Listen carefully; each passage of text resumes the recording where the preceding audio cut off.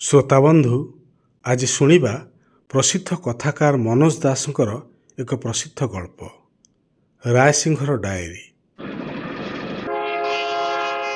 19/7/58 ରାତି 10ଟା। ବଡ଼ ଚମତ୍କାର କୋଠରୀରେ ମୁଁ ଆସି ରହିଛି। 2 ମହଲାର ଏଇଟି ବେଶ ନିଛାଟିଆ। ଠିକ୍ ତଳେ ମାତ୍ର କେତେ ହାତ ଦୂରରେ ସମୁଦ୍ର। ଅବଶ୍ୟ ସମୁଦ୍ର ଏମିତି ଘୋ ଘୋ ହେବାର ବିଶେଷ କିଛି ଅର୍ଥ ନାହିଁ। ବିଶେଷ କିଛି ଅର୍ଥ ନାହିଁ ବୋଇଲେ କିଛି ଅର୍ଥ ନାହିଁ।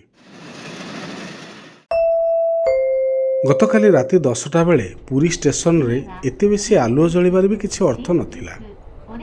ମୁଁ ଫାର୍ଷ୍ଟ କ୍ଲାସରୁ ଓହ୍ଲାଇ ଠିକ୍ ଲକ୍ଷ୍ୟ କରି ଦେଖିଛି, ସେକେଣ୍ଡ କ୍ଲାସରୁ ଝିଅଟିର ସ୍ୱାମୀ ତଳକୁ ଆସି ଆଗ କୁଲି କୁଲି ବୋଲି ପାଟି କଲା। ପ୍ରଥମେ ଝିଅଟି ଓହ୍ଲାଇଲା ନାହିଁ କାହିଁକି? ଏହାର ତାତ୍ପର୍ଯ୍ୟ କ'ଣ? ଅତି ସ୍ପଷ୍ଟ। ଅର୍ଥାତ୍ ଝିଅଟିର ମୋଟେ ଇଚ୍ଛା ନଥିଲା ଗାଡ଼ିରୁ ଆସିବା ପାଇଁ। ସେ ଚମ୍ପଟ ଦେଇଥାନ୍ତା। ଅବଶ୍ୟ ପୁରୀ ପରେ ଆଉ ରେଳ ଲାଇନ୍ ଆଗକୁ ଯାଇନଥିବା କଥା ସତ୍ୟ। ତଥାପି ସେ ଗାଡ଼ିରୁ ଓହ୍ଲାଇ ନଥାନ୍ତା। କେବଳ ଷ୍ଟେସନରେ ଗୁଡ଼ାଏ ଆଲୁଅ ଥିବା ଯୋଗୁଁ ସେ ବାଧ୍ୟ ହୋଇ ଓହ୍ଲାଇଲା। ମୋ କୁଲି ଯେତେବେଳେ ମୋ ଆଗେ ଆଗେ ସେମାନଙ୍କ ପାଖ ଦେଇ ମୋ ସୁଟକେସ୍ଟି ଧରି ଚାଲିଗଲା, ଝିଅଟି ସୁଟକେସ୍ ଉପରକୁ ଅନାଇ ପଢ଼ି ନେବାର ମୁଁ ସ୍ପଷ୍ଟ ଦେଖିଛି। ସୁଟକେସ୍ ଉପରେ H.H. ରାୟସିଂହ ନ ଲେଖି ପୁରା ନାମଟି ଲେଖିବା ଉଚିତ ଥିଲା ବୋଲି ମୁଁ ମନେ କରେ ଏବଂ ତଳେ ଜମିଦାର ମହାଦୁର୍ଗାପର ବୋଲି ଲେଖିଦେବା ଦରକାର।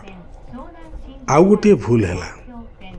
ମୁଁ ତା ପାଖ ଦେଇ ଆସିବା ବେଳେ ଯେଉଁ ପ୍ରକାର ସିଗାରେଟରେ ଟାଣଟିଏ ଦେବି ବୋଲି ସ୍ଥିର କରିଥିଲି, ତହିଁରେ ବ୍ୟତିକ୍ରମ ହୋଇଛି। ନିଜକୁ ନିଜେ ପର୍ଯ୍ୟାଲୋଚନା କରି ଏସବୁ ଦୁର୍ବଳତା ଦୂର କରିବା ଯଥାର୍ଥ ହେବ ବୋଲି ମୁଁ ଅନୁଭବ କରୁଛି। 20/7/58 ରାତି 12ଟା। ଆଜି ଆକାଶ ମେଘାଚ୍ଛନ୍ନ ରହିଥିଲା। ମୋ ହୋଟେଲର ପଡ଼ୋଶୀ ଇଦାନିଂ ହୋଟେଲରୁ ସେ ଦୁହେଁ ଯାକ ସକାଳେ ବାହାରି ମୋ ହୋଟେଲ ଆଗ ଦେଇ ଧୀରେ ଧୀରେ ବୁଲୁଥିଲେ। ঈଷତ୍ କୁହୁଡ଼ି ଘୋଟି ରହିଥିଲା। ମୋର ମନେ ହେଲା, ଆମ ହୋଟେଲ ଆଗ ଦେଇ ଯିବାବେଳେ ଝିଅଟି ହୋଟେଲ ଆଡ଼କୁ ଥରେ ଅନାଇଥିଲା। କାହିଁକି? ବିନା କାରଣରେ କିଛି ହୁଏ ନା। ସେ ଜାଣିଥିବ ମୁଁ ଏଠାରେ ଅଛି। କେମିତି ଜାଣିବ? ସେ ତେବେ କାହିଁକି ହୋଟେଲ ଆଡ଼କୁ ଅନାଇଲା? କେବଳ ସେତିକି ନୁହେଁ, ଅନାଇ ଦେଇ ନାକଟା ସୁକ୍ ସୁକ୍ କରି କିଛି ଗୋଟାଏ ଗନ୍ଧ ବାରୁଥିଲା ବୋଲି ବର୍ତ୍ତମାନ ମୋର ବିଶ୍ୱାସ ହେଉଛି। ସେ ନିଶ୍ଚୟ ମୋ ଘ୍ରାଣ ବାରି ନେଇଛି। ପୁରୀକୁ ମିଶାଇ ସେମାନଙ୍କୁ ମୁଁ 3 ଜାଗାକୁ ଅନୁସରଣ କରି କରି ଆସିଲି। ଯଦି ବି ମୋତେ ଚିହ୍ନି ନାହିଁ, ତଥାପି ମୋ ଘ୍ରାଣ ବାରି ନଥିବାର କୌଣସି ଅର୍ଥ ହୁଏ ନା। ଆଜି ଉପରଓଳି ମୁଁ ଯାଇ ଇଦାନିଂ ହୋଟେଲ ଆଗରେ ବହୁତ ସମୟ ଯାଏ ଟହଲ ମାରିଲି। ସେମାନଙ୍କୁ ନ ଦେଖିଲେ ବି ହୋଟେଲର ଦରୱାନ ଫାଟକ ପାଖରେ ବସି ଢୁଳାଉଥିବାର ଦେଖିଲି। ତାର ହଳକଯାକ ନିଶ ଏତେ ପାଚି ଯାଇଛି ଯେ ସେ 6 ମାସ କି ବର୍ଷେ କି ଖୁବ୍ ବେଶୀ ହେଲେ 13-14 ମାସ ଭିତରେ ମରିବା ଛଡ଼ା ଅନ୍ୟ କିଛି କରି ନପାରେ। ତାକୁ ଦେଖି ମୋର ମନେ ହେଲା, ବିନା କାରଣରେ କିଛି କାର୍ଯ୍ୟ ହୋଇପାରେ ନା। ଆଜି ମୋର ହୃଦୟ ସେ ଝିଅଟି ପାଇଁ ଏକାନ୍ତ ଆକୁଳ ହୋଇ ଉଠିଛି।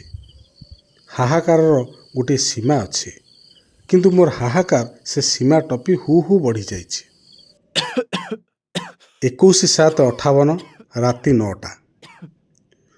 ପ୍ରବଳ ଭାବରେ ମୋତେ ଆଜି ସକାଳଠୁ ଥଣ୍ଡା ଧରିଛି। ଗତ ରାତିରେ ସ୍ୱପ୍ନ ଦେଖିଲି, ଇଦାନିଂ ହୋଟେଲର ଦରୱାନର ଉଭୟ ପାଖ ନିଶରେ 2ଟା ମଲା ଓଧ ବନ୍ଧା ହୋଇ ଓହଳି ପଡ଼ିଛନ୍ତି। ଏଇଟା ଶୁଭ ସ୍ୱପ୍ନ ହେବ ବୋଲି ମୋର ଅନୁମାନ। ଅବଶ୍ୟ 2 ପଟ ସାଂଘାତିକ ପାଚିଲା ନିଶ, ଯାହାକି ଆସନ୍ନ ମୃତ୍ୟୁର ଲକ୍ଷଣ, ତାକୁ ଏମିତି ଦମ୍ଭ ସହକାରେ ନାକ ତଳେ ଫୁଲାଇ ରଖିବାର କିଛି ଅର୍ଥ ନାହିଁ। ଦିନଯାକ ମୋର ଦେହ ଏତେ ଦୁର୍ବଳ ଲାଗୁଥିଲା ଯେ ଖଟ ଉପରୁ ଓହ୍ଲାଇବା ବେଳକୁ ପାଦ ଥରୁଥିଲା। ଭୀଷଣ ଅସ୍ଥିର ଲାଗୁଛି। କିନ୍ତୁ ଆମ ଗଡ଼ର ଦେବୀ ଚାତକେଶ୍ୱରୀ ମୋତେ ସହାୟ ହେଉଛନ୍ତି ବୋଲି ଧାରଣା। ଝିଅଟି ଏବଂ ତାର ସ୍ୱାମୀ ପଳାଇ ଯାଇ ନଥିଲେ ରକ୍ଷା। ଝିଅଟି ମୋତେ ନିଶ୍ଚୟ ଭଲ ପାଏ ବୋଲି ଗତ ରାତିର ସ୍ୱପ୍ନରୁ ମୁଁ ଅନୁମାନ କରୁଛି। ତାର ସ୍ୱାମୀ ଏକଥା ଟିକିଏ ବୁଝିପାରିଲେ ଝିଅଟିକୁ ନେଇ ପୁଣି ପଳାଇଯିବ। ଓଃ, ସେ ଝିଅଟିକୁ ନ ପାଇଲେ ମୁଁ ବଞ୍ଚିପାରିବି ନାହିଁ। ବଞ୍ଚିପାରିବି ନାହିଁ ଅର୍ଥ ମରିଯିବି। ଆଜି ଦେହ ଏବଂ ମନର ଯନ୍ତ୍ରଣା। 22/7/58 ସନ୍ଧ୍ୟା। ଓଃ, ଅସହ୍ୟ। ଭୀଷଣ ଜ୍ୱର ଆଜି। ଆଜିଠୁ ଦୈନିକ ମୋର ପରଲୋକଗତ ପିତୃଦେବଙ୍କ ଭଳି 108 ଥର କରି ଚାତକେଶ୍ୱରଙ୍କ ନାମ ଲେଖିବି। ଆଜି ଅବଶ୍ୟ ହାତ ଦୁର୍ବଳ ଯୋଗୁଁ 5 ଥର ଲେଖି ସେଥିରେ 22 ଗୁଣନ କରି 2 ବିଯୁକ୍ତ କରିଦେଇଛି। ବଡ଼ କମ୍ପ। ହୋଟେଲବାଲା ଡାକ୍ତର ନେଇ ଆସୁଛି। 25/7/58 ରାତି 12ଟା। 4 ଦିନ ପରେ ମୋ ଦେହ ଆଜି ସମ୍ପୂର୍ଣ୍ଣ ସୁସ୍ଥ ହୋଇଛି। ଓଃ, ଗତ ପରଦିନ ମୋର କି ଅସହାୟ ଅବସ୍ଥା। ମୁଁ କୋଠରୀର ଝରକା ତଳକୁ ଅନାଇ ଦେଖେ ତ ଭିକାରୀଟିଏ ଛିଡ଼ା ହୋଇଛି। ତାକୁ ଦେଖିବା ମାତ୍ରେ ମୁଁ ବୁଝିପାରିଲି ଯେ ସେ ଆଉ କେହି ନୁହେଁ, ସେଇ ଝିଅଟିର ଦୂତ। ନିଶ୍ଚୟ ଝିଅଟି କନ୍ଦାକଟା କରି ତା ହାତରେ ମୋ ପାଖକୁ କିଛି ଖବର ପଠାଇଛି। ସେ ଯେ ଏଇଆ କରିବ ସେ ଆଶା ମୁଁ 26 ଘଣ୍ଟା ପୂର୍ବରୁ ହିଁ କରୁଥିଲି। ତାକୁ ଦେଖି ମୋର ପ୍ରାଣ କାନ୍ଦିଲା। ମୁଁ ତଳକୁ ଓହ୍ଲାଇବାକୁ ଯାଉ ଯାଉ ମୁଣ୍ଡ ବୁଲାଇ ପଡ଼ିଗଲି। ମୋ ଚିତ୍କାରରେ ଚାକର ଦୌଡ଼ି ଆସିବା ମାତ୍ରେ ମୁଁ ତାହା ସାହାଯ୍ୟରେ ସେ ଦୂତଟିକୁ ଡକାଇ ଅଣାଇବାକୁ ଚାହିଁଲି, କିନ୍ତୁ ଚାକର ପିଲା ଗଲାବେଳକୁ ତଳେ ସେ ଆଉ ନଥିଲା। ସେ ବା ଅଧିକ ବେଳ କେମିତି ରହନ୍ତା? କିନ୍ତୁ ଆଜି ଉପରଓଳି ଯାହା ଦେଖିଲି ସେଥିରେ ଆଉ ମନରେ କିଛି ସନ୍ଦେହ ରଖିବା ମୂଢ଼ତା ହେବ। ସେ ଝିଅଟି ତାର ସ୍ୱାମୀ ପାଖରୁ ଖସି ଆସିବା ପାଇଁ ଆପ୍ରାଣ ଚେଷ୍ଟା କରୁଛି। ଆଜି ସେ ଦୁହେଁ ସୂର୍ଯ୍ୟାସ୍ତ ବେଳେ ସମୁଦ୍ର କୂଳରେ ବୁଲୁଥିଲେ। ଝିଅଟିର ଆଖିରେ ଯୁଗ ଯୁଗର ଉଦାସ ଚାହାଣୀ। ଗୋଟିଏ ମୁହୂର୍ତ୍ତରେ ତା ଆଖିରେ ମୋ ଆଖି ପଡ଼ିଯିବା ମାତ୍ରେ ମୁଁ ତାର ଆକୁଳ ନିବେଦନ ହୃଦୟଙ୍ଗମ କରିପାରିଲି। ସେଇ ଯୁବକଟି ବିରୁଦ୍ଧରେ ମୋ ଦାନ୍ତ କଡ଼ମଡ଼ କରି ଉଠିଲା। ଏହାର ଯାହା ହେଉ ଗୋଟିଏ ବିହିତ କରିବାକୁ ହେବ। ମୁଁ କିଛି ହେଲେ ଉପାୟରେ ତାକୁ ଉଦ୍ଧାର କରିବି। ଏଇ ଆଶାରେ ହିଁ ଝିଅଟି ପୁରୀରେ ଏତେ ଦିନ ଅଟକି ରହିଛି। ଆଉ ବେଶୀ ଦିନ ବିଳମ୍ବ ନାହିଁ। ହେ ମୋର ଅଜଣା ଅଥଚ ଯୁଗ ଯୁଗର ପରିଚିତା ପ୍ରେମିକା, ମୁଁ ଶପଥ ନେଉଛି ତୁମକୁ ଉଦ୍ଧାର କରିବି। 26/7/58 ରାତି 11ଟା। ଉଦ୍ଧାର ନ କଲେ ମୁଁ ନିଜ ଜୀବନରେ ବି ଆଉ କିଛି ଆଶା ନାହିଁ। ଆଜିର ଘଟଣା ପରେ ମୋ ପକ୍ଷରେ ସାମାନ୍ୟ ବିଳମ୍ବ ମଧ୍ୟ ଭୀରୁତା। ଆଜି ସେ ଦୁହେଁ ପୁଣି ବୁଲି ବାହାରିଥିଲେ। ମୁଁ କିଛି ଦୂରତା ରଖି ସେମାନଙ୍କୁ ଅନୁସରଣ କରୁଥିଲି। ଆଶ୍ଚର୍ଯ୍ୟ ହୋଇ ଦେଖୁଥିଲି ଯେ ତରୁଣୀଟି ତା ସ୍ୱାମୀ କାନ୍ଧରେ ଖୁବ୍ ଜୋରରେ ଭରା ଦେଇ ଥରେ ଥରେ ପ୍ରାୟ ଝୁଲି ପଡ଼ିବା ଭଳି ହୋଇ ଚାଲୁଥିଲା। ଏହାର ଅର୍ଥ କ'ଣ? ଏହାର ଅର୍ଥ ହେଉଛି ଏଇଆ, ବାଗରେ ପାଇଲେ ତରୁଣୀଟି ତା ସ୍ୱାମୀର ବେକ ମୋଡ଼ି ମାରିଦେବାକୁ ଚାହୁଁଥିଲା। ଏ ଦୃଶ୍ୟ ମୋ ଛାତିରେ ନିଆଁ ଭଳି ଚାଉଁକିନା ଲାଗିଲା। ଏକ ଦୁଃସହ ପରିସ୍ଥିତି ଭିତରୁ ଝିଅଟିକୁ ମୁକ୍ତି ଦେବାକୁ ପଡ଼ିବ। ମୋର ଦୈନନ୍ଦିନ କାର୍ଯ୍ୟକ୍ରମ, ସ୍ୱପ୍ନ ସବୁ ଭିତରେ ଅସ୍ଥିର ପ୍ରଦାହ। ୟାର ସମାଧାନ କରିବାକୁ ହେବ। 27/7/58 ରାତି 2ଟା। ଦିନଯାକ ଏବଂ ଏପର୍ଯ୍ୟନ୍ତ ଦେହରେ ସାମାନ୍ୟ ଉତ୍ତାପ ରହିଛି। ଏହି ମୁହୂର୍ତ୍ତରେ ମୁଁ ଏକ ଚୂଡ଼ାନ୍ତ ଗୁରୁତ୍ୱପୂର୍ଣ୍ଣ ସିଦ୍ଧାନ୍ତ ଗ୍ରହଣ କଲି। ଯୁବକଟିକୁ ଗୁଳି କରି ମାରିଦେବି। ଆଗାମୀକାଲି ଏ ସିଦ୍ଧାନ୍ତ କାର୍ଯ୍ୟକାରୀ ହେବ।